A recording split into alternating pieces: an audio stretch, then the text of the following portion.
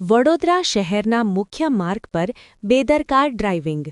ગાડીનો દરવાજો ખુલ્લો રાખી વાહન હંકારતો વીડિયો વાયરલ. નમસ્કાર દર્શક મિત્રો, શિખર ભારત ન્યૂઝમાં આપનું સ્વાગત છે.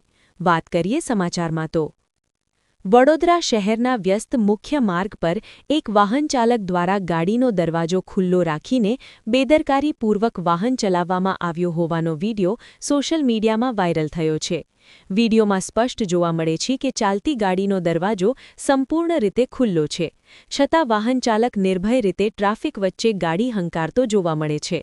આવી ગંભીર બેદરકારીને કારણે અન્ય વાહનચાલકો તથા રાહદારીઓના જીવને ગંભીર જોખમ ઊભું થઈ શકે છે. સોશિયલ મીડિયા પર વીડિયો વાયરલ થતાં નાગરિકોમાં રોષ જોવા મળી રહ્યો છે અને જવાબદાર વાહનચાલક સામે કડક કાર્યવાહી કરવાની માંગ ઉઠી છે. હાલ આ મામલે ટ્રાફિક પોલીસ દ્વારા વીડિયોના આધારે તપાસ શરૂ કરવામાં આવી હોવાની ચર્ચા છે. શહેરમાં વારંવાર સામે આવતી આવી બેદરકારીભર્યા ડ્રાઇવિંગના કિસ્સાઓને અટકાવવા માટે કડક નિયમો અને કાર્યવાહી જરૂરી હોવાનું